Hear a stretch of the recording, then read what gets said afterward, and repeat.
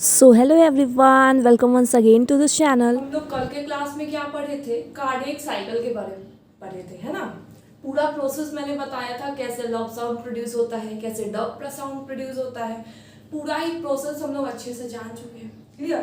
तो आज आपको क्या करना है, मेरे साथ क्वेश्चन सॉल्व करना है ना, ताकि आपको ये पता लगे कि मैंने कार्डियक साइकिल पूरा पढ़ाया तो उससे आपसे कितने क्वेश्चन बन रहे हैं। क्लियर?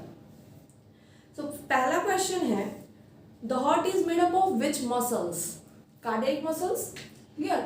अगर पूछा नहीं है कि 95% किससे बना है, 5% किससे बना है, तो हम लोग क्या आंसर लगाएंगे? Cardiac muscles. क्लियर? पहला क्वेश्चन अगर सही है तो +1 मार्क्स दो। सेकंड क्वेश्चन है, कितने ड्यूरेशन का कार्डियक साइकिल होता है? तो 0.8 सेकेंड। थर्ड क्वेश्चन है, during a cardiac cycle each ventricle pumps out approximately कितना मिलीलीटर ऑफ ब्लड पंप करता है? सो आई थिंक सो ये मैंने मिस आउट कर दिया है, 70 ml होगा, है ना। इसका आंसर क्या होगा? 70 ml। मैं एनसीईआरटी कराऊंगी, उसके साथ एक दो पॉइंट अगर मिस आउट हो गया होगा उसके साथ मैं करा दूंगी। Clear? Of blood which is called, इस ब्लड जो भी पंप करता है वेंट्रिकल्स, उस वॉल्यूम को क्या बोलते हैं? Stroke volume. ये तो मैंने ऑलरेडी मेंशन कराया था आपको। क्लियर? उसके बाद है फोर्थ क्वेश्चन कि ड्यूरिंग अ कार्डियक साइकिल कौन से साउंड प्रोड्यूस किए जाते हैं? तो लव एंड डब, दो साउंड हार्ट के साउंड प्रोड्यूस किए जाते हैं। अब मुझे आप ये बताओ, लव साउंड कब प्रोड्यूस होता है? डब साउंड कौन से वैल्व के क्लोजर होने से प्रोड्यूस होता है? क्लियर? फिफ्थ क्वेश्चन है,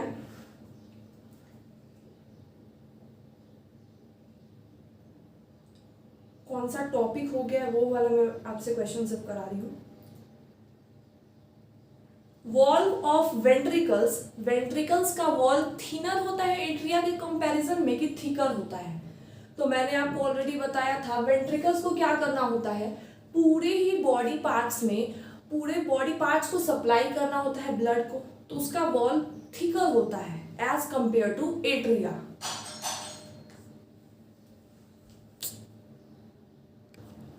अब नेक्स्ट क्वेश्चन है, question number 7। The opening between right atrium and right ventricles is guarded by a valve formed at dash। मतलब इस क्वेश्चन में सीधा सा मतलब है, हार्ट के 4 चैम्बर्स में राइट एट्रियम राइट वेंट्रिकल्स के बीच में कौन सा वेल्व पाया जाता है? तो यहाँ पे वेल्व पाया जाता है ट्राइकस्पिड वेल्व। वो कौन सा होता है? जैसे 3 कस्प दिखाई देते हैं, इसलिए उसका नाम कैसा हुआ? ट्राइकस्पिड। क्लियर? और कौन सा सेप्टम है ये आप मुझे बताओ, राइट एट्रियम में राइट वेंट्रिकल्स के बीच में कौन सा सेप्टम पाया जाएगा? तो एट्रिया और वेंट्रिकल्स के बीच में है, यानी कि एट्रियो वेंट्रिकुलर सेप्टम। क्लियर? चलिए अब क्वेश्चन नंबर 8 पे आते हैं। एसएएन नोड अपने आप से एक्शन पोटेंशियल को जनरेट करता है, ये आपको मैंने बताया है लेक्चर में। SAN can generate its own action potential, और कितने टाइम्स? अगर मैं अप्रॉक्स की बात करूं तो 72 टाइम्स। क्लियर?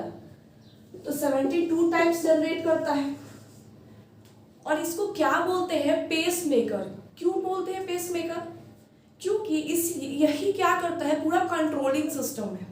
एसएएन नोड जब तक एक्साइट नहीं होगा तब तक वो सिग्नल कैसे भेजेगा एवीएन नोड को? नहीं भेज पाएगा, या फिर एट्रिया को नहीं भेज पाएगा, एट्रिया का सिस्टोल नहीं होगा, कॉन्ट्रैक्शन नहीं होगा। तो इसीलिए एसएएन नोड बहुत ही इंपॉर्टेंट रोल प्ले करता है, इसलिए इसको क्या बोलते हैं? Pacemaker. अब नेक्स्ट क्वेश्चन आता है, क्वेश्चन नंबर 9। एट्रियल सिस्टोल जब होता है, increase the flow of blood into ventricles, कितना % ब्लड की फिलिंग कराता है? तो मैंने आपको कल के ही लेक्चर में बताया है, एट्रियल सिस्टोल जब होगा तो 30% ब्लड की फिलिंग होगी, और जब जॉइंट डायास्टोल होगा, जॉइंट डायास्टोल का मतलब, डायास्टोल वर्ड ही डिनोट करता है रिलैक्स कंडीशन, तो जब जॉइंट डायास्टोल कंडीशन होगा उस टाइम पे 70% ब्लड की फिलिंग होती है ना। तो इसका आंसर क्या होगा? 30%। अब क्वेश्चन नंबर 10 है, in dash all the 4 chamber of heart are in relax state. अब बताओ, जब जॉइंट डायस्टोल होगा तभी तो पूरे चैम्बर्स ऑफ हार्ट, जो 4 चैम्बर्स है, एकदम रिलैक्स स्टेट में रहते हैं, कोई कॉन्ट्रैक्शन नहीं होता है, डायस्टोल कंडीशन में रहते हैं, ब्लड की फिलिंग चलती रहती है, ब्लड फ्लो करता रहता है। वो राइट साइड ले लो, लेफ्ट साइड ले लो, लेफ्ट साइड में लोगे तो बाइकस्पिड से फिलअप होते रहता है, राइट साइड ले लो तो ट्राइकस्पिड से फिलअप होते रहता है। क्लियर? तो ये कौन से कंडीशन में रिलैक्स स्टेट होता है? Joint diastole. क्वेश्चन नंबर 10 हो गया। अब क्वेश्चन नंबर 11 में आते हैं। हार्ट कौन से ओरिजिन का है? एक्टोडर्मल है कि एंडोडर्मल है कि मीजोडर्मल है? तो हार्ट मीजोडर्मली ऑर्गन है। अब मैं यहाँ पे मीजोडर्म वर्ड कैसे बोल रही हूँ? अब क्वेश्चन नंबर 11 में मैंने ये पूछा आपसे, हार्ट मीजोडर्मली ऑर्गन है, तो मैं ये कैसे बोल रही हूँ कि वो मीजोडर्म से ऑरिजिनेट हुआ है? तो मैंने आपको इसके पीछे की कॉन्सेप्ट बताई थी कि जब हम लोग मदर के वोम में होते हैं, एम्ब्रियोनिक कंडीशन में होते हैं, तो 3 जर्म लेयर्स का फॉर्मेशन होता है, एक्टोडर्म, एंडोडर्म, मीजोडर्म। क्लियर? अब कौन सा ऑर्गन किससे बनता है, कौन से जर्म लेयर से फॉर्म होता है, इसी से हम लोग डिनोट करते हैं कि ये ऑर्गन जो है वो मेसोडर्मली ऑर्गेनेट है या एक्टोडर्मल। उसी में हार्ट कैसा होता है? एम्ब्रियोनिक कंडीशन में हार्ट जो होता है वो मेसोडर्म से ओरिजिनेट होता है। आपको ये तो पता होगा कि फर्स्ट मंथ ऑफ प्रेगनेंसी में ही क्या होता है, हार्ट का बनना स्टार्ट हो जाता है। क्लियर? तो हार्ट किससे डिराइव है? मेसोडर्म से, मेसोडर्मली डिराइव्ड ऑर्गन। लास्ट क्वेश्चन एक और है, अब इससे कंप्लीट हो गया 11 क्वेश्चन। लास्ट क्वेश्चन है, अगर मान लो कोई भी वेल्व में प्रॉब्लम आ जाए, अब वो ले लो, चाहे ट्राइकस्पिड ले लो या बाइकस्पिड ले लो, या कोई सेप्टम में ही प्रॉब्लम आ जाए, तो क्या होगा? अगर मान लो वेल्व में प्रॉब्लम आ जाएगा कोई भी साइड के हार्ट के, चाहे लेफ्ट हो राइट हो, तो ब्लड क्या करेगा? बैक फ्लो करना स्टार्ट कर देगा। और वेल्व भी तो प्रेजेंट होता है जो क्या करता है? यूनिडायरेक्शनल फ्लो को मेंटेन करता है। अगर वेल्व में ही प्रॉब्लम आ जाएगा तो क्या होगा? ब्लड पीछे आना शुरू हो जाएगा। क्लियर?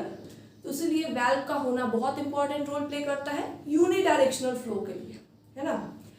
और अगर दूसरा क्वेश्चन मैं ये पूछूं, अगर मान लो इंटर एट्रियल सेप्टम में ही प्रॉब्लम हो गया, वो सेप्टा डिवाइड ही नहीं हो पा रहा है, तो क्या होगा?